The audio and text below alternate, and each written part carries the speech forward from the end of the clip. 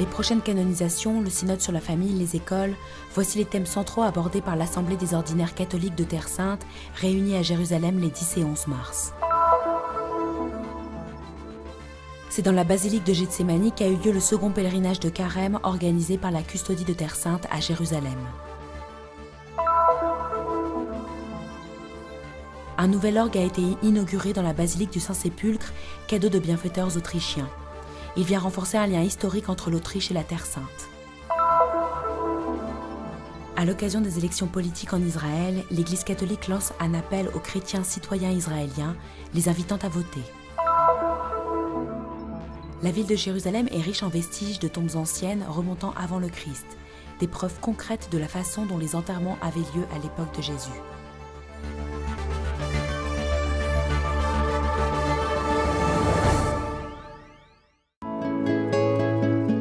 A eu lieu à Jérusalem au siège de la Custodie de Terre Sainte les 10 et 11 mars, l'assemblée semi-annuelle des ordinaires catholiques de Terre Sainte.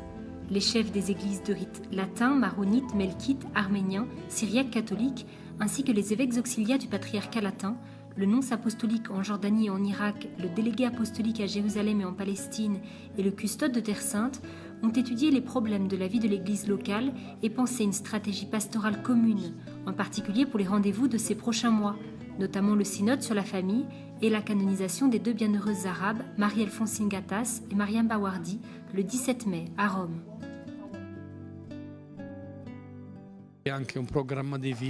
Imiter les vertus de ces deux saintes est tout un programme de vie, notamment imiter leur humilité, leur simplicité, leur acceptation de la croix, de la souffrance.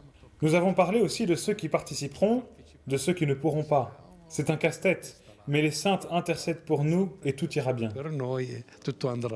Point culminant de la rencontre également, l'évocation des besoins urgents de toute la région du Moyen-Orient, de la reconstruction de Gaza aux immigrants présents en Israël, en passant par les réfugiés chrétiens irakiens en Jordanie. Les ressources manquent et aujourd'hui, il est à craindre que, dans quelques mois, Caritas ne soit plus en mesure de tendre la main pour apporter de l'aide.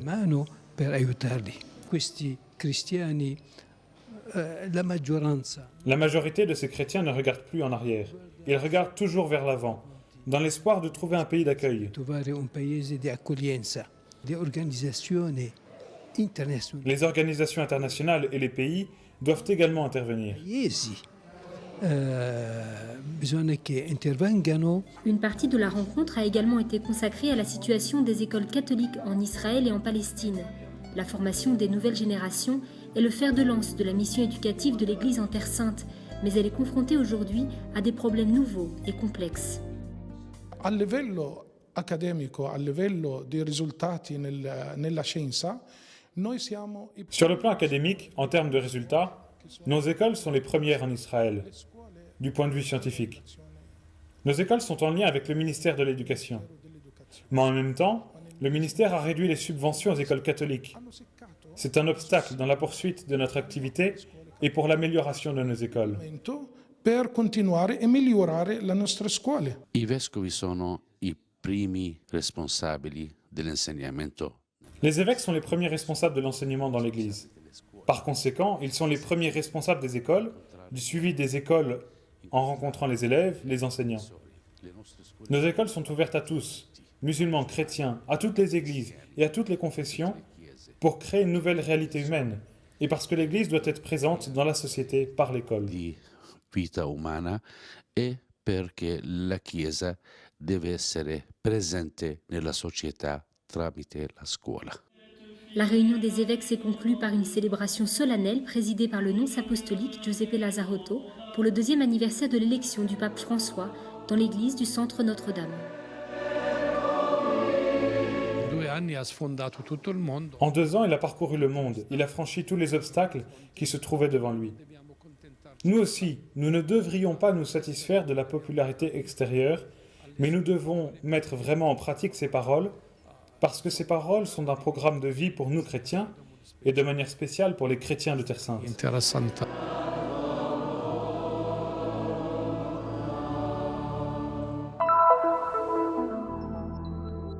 Mon âme est triste à en mourir, telles sont les dramatiques paroles de Jésus dans les récits des évangélistes. Le jardin des Oliviers à Gethsémani est le lieu de l'extrême agonie. Getsemani, luogo per eccellenza della preghiera di Gesù. Gethsémani est le lieu par excellence de la prière de Jésus. Restez ici et priez, a-t-il dit à ses disciples. C'est la même invitation qu'il nous adresse en ce carême. Aujourd'hui, dans ce lieu saint, nous célébrons le deuxième pèlerinage. Et à l'ombre de ces oliviers, à quelques pas du rocher de l'agonie et de la grotte de la trahison, il nous est certainement demandé à nous aussi un moment de prière. Nous aussi, nous sommes invités à prier pendant ce carême.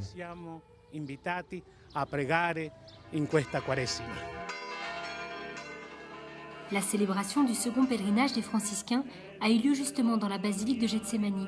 Le père Stéphane Milovic, gardien du couvent de Saint-Sauveur, aux côtés du vicaire de la custodie de Terre Sainte, le père Dobormi Jatsal, a présidé la messe à la communauté du couvent de Gethsémani et à une vingtaine de prêtres.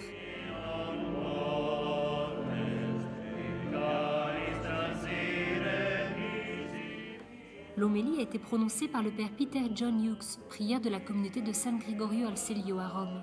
Ce dernier a rappelé comment les trois évangélistes rapportent l'agonie de Jésus à Gethsémani au moyen d'expressions se rapportant à une extrême souffrance, la tristesse, la terreur et l'angoisse, mais se rapportant aussi à l'abandon et à la confiance au Père. « Père, si tu le veux, éloigne de moi cette coupe, cependant que ce ne soit pas ma volonté qui se fasse, mais la tienne. » Après la célébration est venu le moment de la vénération de la roche, où selon la tradition, Jésus a transpiré du sang. Sa sueur devint comme des gouttes de sang qui tombaient à terre. Dans le sanctuaire passent chaque jour des centaines de pèlerins. C'est une belle expérience que je souhaite à tous. Je suis ici pour travailler au service des groupes de pèlerins qui viennent prier et visiter la basilique, pour accueillir chacun le mieux possible. Visita Basilica, accoglierlos bem. Fare la Quaresima in Terra Santa vuol dire ogni mercoledì. Vivre le carême en Terre Sainte signifie pour nous s'arrêter chaque mercredi pour se rapprocher du calvaire et de la résurrection. À la fin de ce pèlerinage, nous contemplons le jardin des Oliviers, lieu de souffrance qui attend la renaissance du printemps, apportée par la Pâque et la résurrection.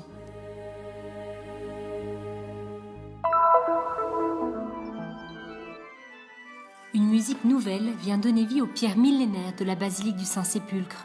Un nouvel instrument est arrivé pour désormais faire partie de l'histoire de ce lieu que les anciens considéraient comme le centre du monde.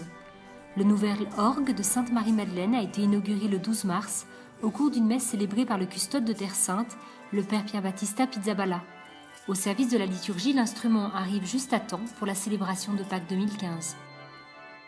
The Holy Sepulchre Church is a very special place, and with the status quo, it's quite. L'église du Saint-Sépulcre est un endroit très spécial, et avec le statu quo, c'est presque un défi de monter un instrument comme vous pouvez l'imaginer.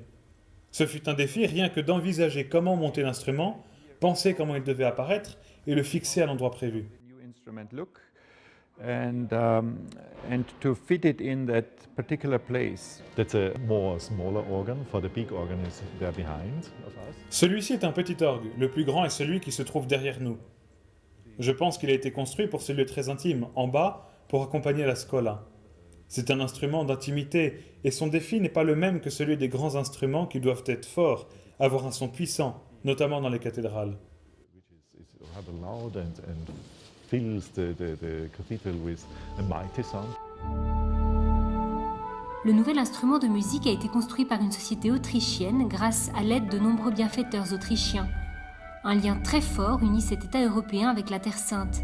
Un lien qui a conduit à la rénovation et à la restauration des orgues de diverses basiliques franciscaines, grâce au travail des commissaires de Terre Sainte, à Nazareth, à Bethléem, au couvent Saint-Sauveur à Jérusalem, et aujourd'hui, même au Saint-Sépulcre. I started in 1978 and I was working on the first organ for the Holy Sepulchre Church 33 years ago. J'ai commencé en 1978 et j'ai travaillé sur le premier orgue de l'église du Saint-Sépulcre, il y a 33 ans, en tant qu'apprenti. Je n'étais à l'époque qu'un simple ouvrier. Puis nous avons continué avec les autres instruments de l'église de la Nativité, de l'Église de toutes les nations et de Nazareth. Il y a une longue histoire et une extraordinaire relation entre notre société érigeur et la Terre Sainte, en particulier avec les franciscains en Our Terre Sainte. company Rieger and the Holy Land, and especially the Franciscans in the Holy Land. In Austria eravamo sempre molto legato con la Terra Santa, anche perché i frati. En Autriche, nous avons toujours été très attachés à la Terre Sainte. Également parce que les frères ont été très actifs en Autriche pour sensibiliser à la Terre Sainte. J'espère que nous pourrons continuer à vous aider à l'avenir par nos dons, nos prières, surtout pour soutenir les chrétiens du Moyen-Orient. J'espère que nous saurons goûter les fruits de la Terre Sainte à travers le témoignage des gens d'ici, parce que nos racines sont ici, parce que notre foi est née ici, et que la Terre Sainte est ce qu'il y a de plus important pour nous. La fede è nata qui e così la Terra Santa è la cosa più importante per noi.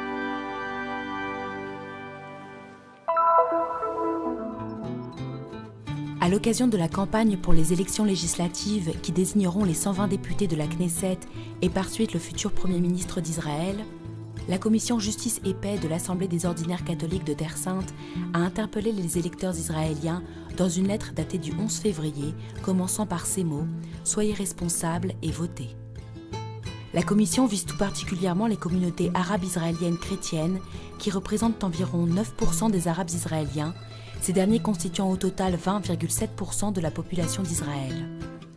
Le père Émile Choufani, curé de la paroisse melkite de Nazareth, plaide pour une meilleure connaissance et reconnaissance de cette population en Israël.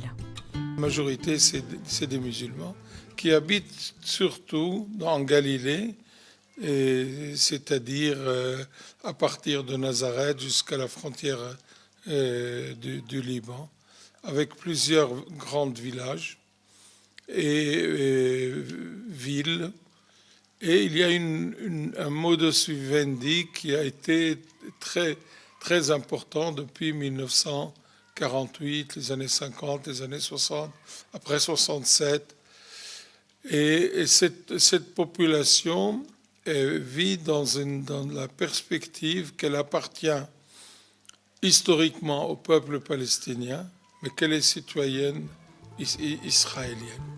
Selon Wadi Abou Nassar, conseiller pour les affaires publiques au patriarcat latin de Jérusalem, une telle lettre marque un point positif pour l'Église qui montre qu'elle se situe non en marge, mais bien au cœur des enjeux de la communauté chrétienne arabe en Israël. Je crois que la plupart des chrétiens de Terre Sainte vont répondre et qu'ils iront voter. Même si certains hésitent à voter ou non. Certains pour des raisons idéologiques, mais ils sont très peu. Parce qu'ils pensent que la Knesset est une institution sioniste, mais beaucoup parce qu'ils sentent qu'ils ne voient aucun parti vraiment refléter la réalité chrétienne. Les Arabes israéliens jouent un rôle déterminant dans l'avenir de la société israélienne. Les prochaines élections rendront compte de leur investissement politique en tant que citoyens de l'État d'Israël. Le 11 février à Nazareth, la liste unie des partis arabes a officiellement lancé sa campagne. Habituellement divisés, les partis Balad, United Arab List et Tal se présentent exceptionnellement en front uni, alliés au parti communiste israélien pro-arabe Hadash. Avec actuellement 11 sièges à la Knesset, cette liste d'union pourrait en espérer 12 à 15 à l'issue du vote.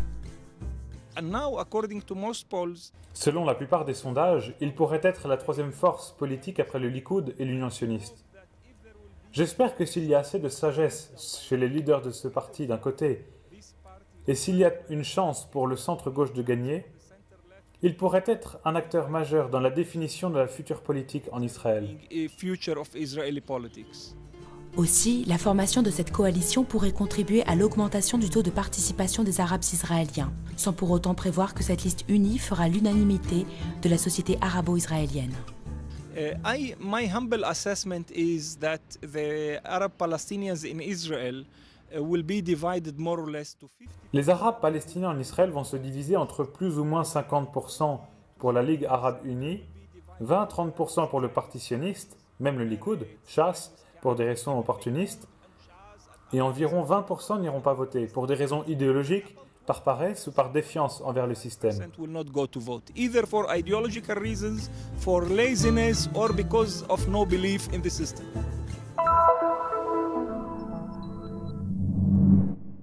Dans la Jérusalem actuelle, il est un lieu que l'archéologie désigne comme le tombeau de Jésus, le Saint-Sépulcre, avec sa longue tradition datant du 1er siècle. Mais comment comprendre l'ensemble du processus de la sépulture de Jésus rapporté par les évangélistes ? Le père Frédéric Mans, bibliste du Studium Biblicum Franciscanum de Jérusalem, tente d'expliquer le rituel en quelques mots. Nous sommes face à une belle tombe appartenant à la famille du roi Hérode. Tout d'abord, nous voyons la pierre qui ferme l'entrée de la tombe. L'archéologue français Jean-Sylvain Cailloux explique l'importance du mécanisme de clôture avec la pierre, le même système utilisé pour le tombeau de Jésus. Mais qui n'est peut-être... Et je pense qu'en fait, la description évangélique, c'est aussi un moyen de faire référence à des tombeaux royaux, et ça pourrait conforter l'idée que Jésus, condamné en tant que roi des Juifs, était bien roi et qu'il était enterré dans un tombeau royal. Cette tombe se trouve dans un jardin. L'évangile de Jean nous dit que le tombeau de Jésus était dans un jardin. Dans la tradition biblique, le jardin commémore le passage du Cantique des Cantiques, dans lequel le marié rencontre la mariée. La mort est une expérience difficile. Dans tous les cas, les Juifs ont cherché à interpréter la mort à la lumière des Écritures. La morte è un'esperienza difficile. Allora, gli ebrei hanno cercato di interpretare questa esperienza della morte alla luce della scrittura. Nous voici maintenant dans la vallée du Cédron, l'un des nombreux endroits où nous pouvons trouver des restes juifs. En raison des événements qui se sont produits à l'époque du roi Josaphat de Juda, ce lieu s'est fait ensuite appeler prophétiquement la vallée de Josaphat, qui signifie la vallée où Dieu jugera.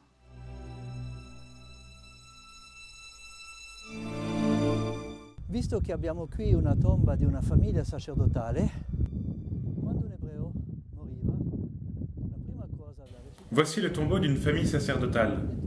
Quand un juif mourait, on récitait d'abord une bénédiction. Béni sois-tu, Seigneur, juste juge. Ensuite, le corps était lavé et généralement revêtu du dit talit. Nel scial di preghiera chiamato il talit. Una seconda cosa, si toglieva... Puis on lui enlevait l'anneau d'or. En réalité, on retirait tout l'or, afin que Dieu ne se souvienne pas du veau d'or. Ricordare a Dio il peccato del vitello d'oro. E poi c'era il corteo funebre che venivano. Ensuite arrivait le cortège funèbre, avec toujours des femmes qui pleuraient, faisant mémoire ainsi de la vie du mort, célébrant ses vertus, ses qualités. La vita del morto, celebravano le sue virtù, le sue qualità. Une des caractéristiques de la préparation du corps était l'onction, ainsi que les différents objets apportés sur le lieu de la sépulture.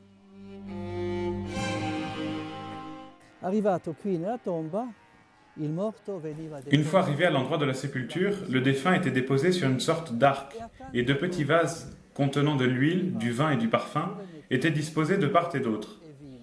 L'huile était utilisée pour allumer les lanternes. Le vin était répandu sur le cadavre pour accélérer la décomposition. Dans l'Évangile, nous trouvons Marie-Madeleine et les autres femmes qui se rendent une seconde fois au tombeau pour oindre le corps de Jésus avec du parfum.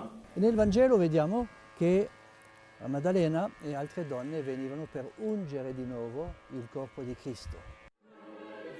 Mais d'où vient la foi en la résurrection des morts, également mentionnée par Jésus lorsqu'en parlant de la destruction du temple, il avait déclaré qu'il serait reconstruit en 3 jours. Tutte queste tombe che abbiamo sono tutte del secondo secolo. Toutes ces tombes sont du IIe siècle. Mais qu'est-il arrivé au judaïsme à cette époque? C'est à cette époque que naît la foi en la résurrection des morts. C'était une croyance répandue parmi les pharisiens et les esséniens, également adoptée par les chrétiens. I farisei e gli esseni. E i cristiani riprenderanno questa usanza. Le credo de Nicée accentue et réaffirme cette vérité chrétienne, ressuscité d'entre les morts le 3e jour selon les Écritures. Dans le catéchisme de l'Église catholique, nous trouvons la déclaration suivante: nous croyons fermement et ainsi nous espérons que de même que le Christ est vraiment ressuscité d'entre les morts et qu'il vit pour toujours, de même après leur mort, les justes vivront à jamais avec le Christ ressuscité et qu'il les ressuscitera au dernier jour.